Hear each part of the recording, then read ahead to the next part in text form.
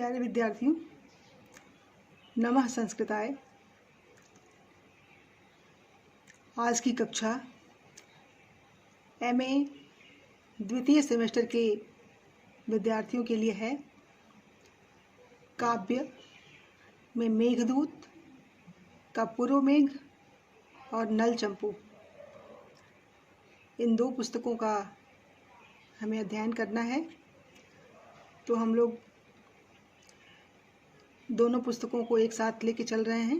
किसी दिन मेघदूत और किसी दिन नल चंपू के श्लोकों की व्याख्या हम लोग देख रहे हैं। आज मेघदूत पे बात करेंगे। आशा करती हूँ आप सभी अपने घरों में स्वस्थ होंगे, सेफ होंगे। माननीय प्रधानमंत्री जी के निर्देशों का पालन करते हुए जो वैश्विक महामारी कोविड-19 को परास्त करने का जो संकल्प है, उनमें जो जो महत्वपूर्ण चीज़ें हैं, हम उन्हीं निर्देशों का पालन करते हुए अपने घरों में हैं। चूँकि आपकी नियमित कक्षाएं बाधित हैं, तो हमारे माननीय प्राचार्य जी ने यह निर्देश दिया है कि सभी विषयों के अध्यापक अपने अध्यापन को अपने विद्यार्थियों के साथ ऑडियो के माध्यम से, वीडियो के माध्यम से उनसे जुड़े रहें, उनके समस्याओं को निदान करते रहें। और यह माध्यम, चूँकि हम लोग इस माध्यम के अभ्यस्त नहीं हैं, लेकिन आपके जो मैसेज आते हैं, फ़ोन आते हैं, जिनमें आप खुशी जाहिर करते हैं कि यह पोर्शन हमें अच्छे से समझ में आ गया, तो यही हम अध्यापकों के लिए मोटिवेशन है कि हम इस पर लगातार अपनी कक्षाओं को अनवरत जारी रखें। आपसे हमारी बातचीत होती रहे। आप भी जो भी आपकी समस्याएं होती हैं आगे की कक्षाओं में, हम उस पर बात करते रहेंगे। और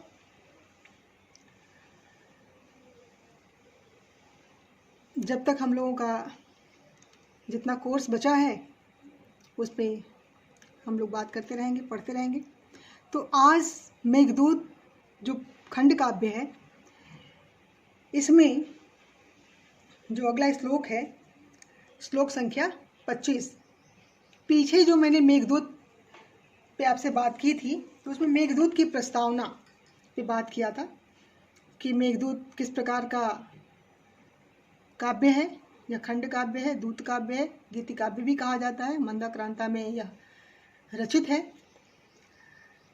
तो इसमें महाकवि कालिदास ने प्रकृति का जो मानवीकरण किया है,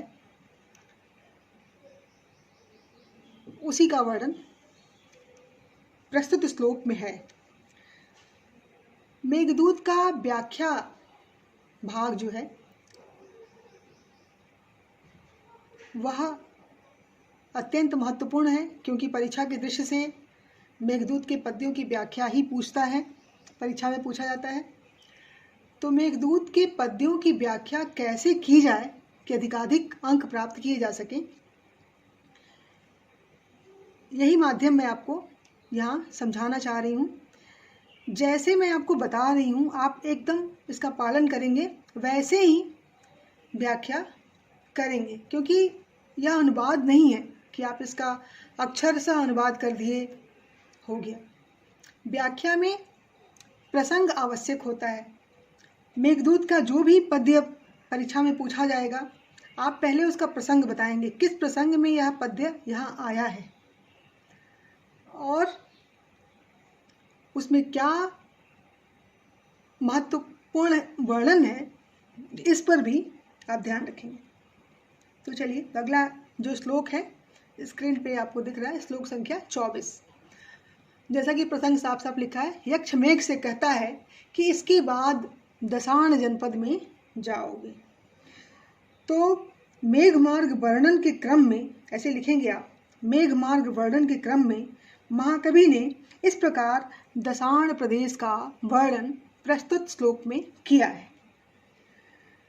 श्लोक है, देखिए, पाण्डुच्छायो पवन वृत्तयः केतकै सूचि भिन्नै नीडारम्भै गृहबलि भुजाम आकुल ग्राम चैत्याः त्वया सन्ने परिणत फल श्याम जम्बुवनान्ताः संपतस्यन्ते कतिपय दिन स्थायी हंसा दसारणा। अब जब श्लोक, तो आपको परीक्षा में यूं ही पूछे जाएंगे, ये श्लोक आपके सामने ही रहेगा। सबसे पहले आप श्लोक का अन्वय करेंगे। श्लोक का अन्वय जब कर लेंगे तो अर्थ आपको थोड़ा स्पष्ट हो जाएगा, क्योंकि ये जो बड़े बड़े शब्द देख रहे हैं, पाण्डुच्छायो पवन वृत्तयः नीडारम्भै गृहबलि भुजाम आकुल ग्राम चैत्याः, तो पहले इन शब्दों को खंडित करेंगे। तो अब आप अन्वय करेंगे, तो अन्वय में कैसे करेंगे, देखिए कहाँ से शब्द को तोड़ेंगे। त्वया सन्ने, त्वया सन्ने अर्थात तीसरी लाइन का पहला शब्द, त्वया सन्ने, हे मेघ, त्वया सन्ने सति शुचि भिन्नै केतकै पाण्डुच्छायो पवन वृत्तयः, शुचि भिन्नै केतकै पाण्डुच्छायो पवन वृत्तयः। कहाँ से श्लोक के अर्थ को हम लोग उठा रहे हैं, देखिए, गृहबलि भुजाम नीडारम्भै आकुल ग्राम चैत्याः, आकुल ग्राम चैत्याः परिणत फल श्याम जम्बुवनान्ताः कतिपय दिन स्थायी हंसा दसारणाः संपतस्यन्ते, दसारणाः संपतस्यन्ते। महाकवि का प्रसंग बताएंगे कि महाकवि कालिदास द्वारा विरचित मेघदूत खंड काव्य के पूर्व मेघ से उद्धृत उपर्युक्त पद्य में महाकवि ने मेघ मार्ग वर्णन प्रसंग में मध्य भारत में स्थित जो दसाण प्रदेश है उसी का वर्णन प्रस्तुत श्लोक में किया है। अब जो इनके महत्वपूर्ण शब्द हैं उन शब्दों की व्याख्या पहले कर लेंगे। जैसे शुचि भिन्नै केतकै, शुचि भिन्नै केतकै पहली लाइन में अंतिम शब्द है शुचि। शुचि शब्द का अर्थ है अग्रभाग और भिन्न शब्द खिलने का वाचक है। तो केतकै, केतकी का फूल, प्रसिद्ध केवड़े का फूल इसको कहते हैं, केवड़े का जो फूल होता है उसको केतकी का फूल कहते हैं। तो केवड़े के पुष्प के अग्रभाग के वर्षा ऋतु में मुकुलित हो उठने से, मुकुलित मतलब खिल उठने पर उसमें जो संचित पराग होता है वह प्रभुत मात्रा में गिरता रहता है। तो कह रहे पाण्डुच्छायो उपवन वृत्तयः, तो जो दसाण प्रदेश के उपवन हैं उसके चारों तरफ किनारों पर केतकी के वृक्ष उपवन में लगे हुए हैं। तो जो केतकी के वृक्ष हैं वह इस समय वर्षा ऋतु में उनके फूल खिल जाते हैं। तो जिनमें खिले हुए पुष्पों के अग्रभाग से जो पराग है वह प्रभुत मात्रा में नीचे जमीन पर गिरता रहता है, झरता रहता है एक तरह से। तो इस गिरते हुए पराग से, पराग चूंकि पीले रंग का है तो गिरते हुए पराग से पीला पड़ जाता है क्या, दसाण प्रदेश के उपवन का किनारे का हिस्सा जहाँ पे चारों तरफ से केतकी का वृक्ष लगा हुआ है। तो कह रहे हैं दसाण प्रदेश के उपवन के किनारों का हिस्सा गिरते हुए पराग से पीला पड़ जाता है। आगे नीडारम्भै गृहबलि भुजाम, यहाँ बलि पद का अर्थ है पशु पक्षियों के भक्षणार्थ जो भी दाना डाला जाता है उनके भोजन हेतु। तो आपने देखा होगा, यह तो लगभग हर ही जगह प्रसिद्ध है कि गर्मी के दिनों में भी एक ढकनी में थोड़ा पानी, थोड़ा दाना घरों के बाहर या छतों पे रख देते हैं। पक्षियाँ आती हैं, दाना चुगती हैं, पानी पीती हैं, पुनः वो अपने प्रस्थान की तरफ चल देती हैं। तो उसी को कह रहे हैं नीडारम्भै गृहबलि भुजाम। यहाँ बलि पद का अर्थ है पशु पक्षियों के खाने के लिए जो भी अन्न डाला जाता है, दाना। तो दसाण प्रदेश में निवास करने वाले जो गृहस्थ हैं उनके द्वारा अन्न के दाने यहाँ पक्षियों के ग्रहणार्थ घरों के आगे डाले रहते हैं, यह भी वहाँ का पहचान है। आकुल ग्राम चैत्याः चितयाया इमानि चैत्यानि रथ्या वृक्षा, अर्थात जो ग्रामीण रास्तों के किनारे जो लगे हुए छायादार वृक्ष होते, पहले जब पथिक पैदल ही यात्रा करते थे दूर दूर तक, तो रास्ते रास्ते बड़े बड़े छायादार घने वृक्ष हुआ करते थे, जिसमें लोग यात्रा की थकान मिटाने के लिए बैठ जाया करते थे। वहाँ जो उनके पास भोजन आदि होता था, पानी, सत्तू, ये सब, वहाँ बैठ करके अपना थकान मिटाते थे, रास्ते का कुछ खाते थे, फिर आगे का रास्ता तय करते थे। तो उसी को कह रहे हैं कि जो छायादार वृक्षों पर प्रभुत मात्रा में पक्षी अपने घोंसले भी बनाते थे, तो ये वृक्ष उनसे व्याप्त आकुल रहते हैं। किससे? उन्हीं पक्षियों के घोंसलों से। और चैत्य शब्द का विभिन्न विद्वानों ने भिन्न भिन्न अर्थ किया है। प्रसिद्ध मलिनाथ जी ने अपनी टीका में चैत्य शब्द का अर्थ गली का वृक्ष किया है, तो वो भी वही घना छायादार वृक्ष। कतिपय दिन स्थायी हंसा, वर्षा ऋतु के आगमन के साथ जो हंस हैं, वह आप जानते हैं कि हंस जो है वो जल प्राय प्रदेश को छोड़कर ऊंची पहाड़ियों पे वर्षा ऋतु में प्रस्थान कर जाते हैं, वह जल में नहीं रहते हैं।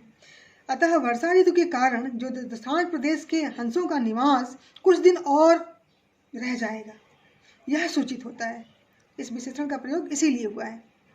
और दशाणा 10 ऋणानि दुर्ग भूमया ये शाम ते दशाणा, यहाँ बहुब्रीहि समास भी है, विग्रह में बहुब्रीहि समास है। क्षत्रिय राजाओं के 10 दुर्ग वाला प्रदेश दशाण कहलाता है। और यह दशाण जो इस समय वर्तमान समय में मध्य देशवर्ती जो छत्तीसगढ़ है, उसी को दशाण माना जाता है। तो दशाणानाम क्षत्रिय विशेषाणाम निवासः दशाणा, दशाण नामक क्षत्रिय विशेषों का निवास स्थान दशाण कहलाता है।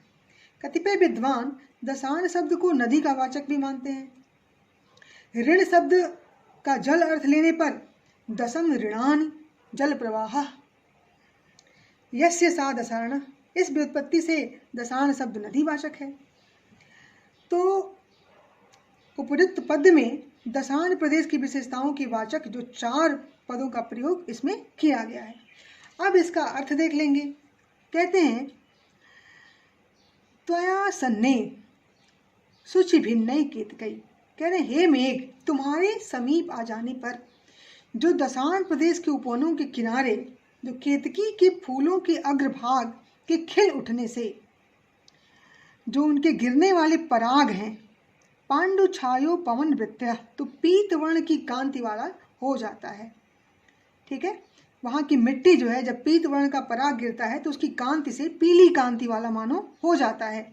और गृहस्थों द्वारा दिए गए अन्न को चुगने वाले पक्षियों के घोंसलों से गांव के रास्ते के वृक्ष व्याप्त हो जाते हैं। मानो बरसात में पक्षियां जो हैं वह ज़्यादातर घोंसले बनाती हैं। तो कह रहे हैं कि जो गृहस्थों द्वारा दिए गए अन्न हैं उनको खा करके वो पक्षियां मानो गांव के घोंसले में ही, उन्हीं छायादार वृक्षों के घोंसले में ही मानो निवास करती हैं। तो इन्हीं पक्षियों के चहचहाने से वह वृक्ष और गांव की गलियां व्याप्त रहती हैं।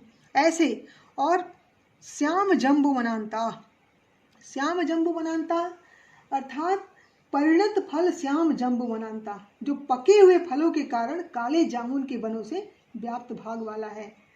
ऐसा कतिपय दिन स्थायी हंसा, कह रहे हैं कि जामुन के फलों से रमणीय हो उठते हैं, पके हुए जामुन के फलों से रमणीय हो उठता उनकी सुगंध से वन प्रदेश। वर्षा ऋतु के आगमन से कुछ दिन और हंस निवास करते हैं इस दशाण प्रदेश में, ऐसा वह दशाण प्रदेश है। तो इन सारी विशेषताओं को यदि आप वहाँ देखेंगे तो आप समझ लीजिएगा कि आप दशाण प्रदेश में आ गए हैं। ठीक है, इस प्रकार इसका व्याख्या करेंगे। जब भी व्याख्या करेंगे तो अन्वय, अनुवाद और महत्वपूर्ण शब्दों के अर्थ को जरूर लिखेंगे। और पूर्व मेघ के संपूर्ण श्लोक में मंदाक्रांता छंद है, तो मंदाक्रांता छंद का लक्षण डाल देंगे कि प्रस्तुत पद्य में मंदाक्रांता छंद है। तो आज यहीं पे यह क्लास ख़त्म करते हैं। अगली क्लास में हम लोग नल चंपू पे पुनः बात करेंगे। चूँकि मेघदूत के काफ़ी अंश हम लोग पढ़ चुके हैं। नल चंपू पे बात करना रह गया है, तो अगली क्लास में हम लोग नल चंपू पे ही बात करेंगे। धन्यवाद।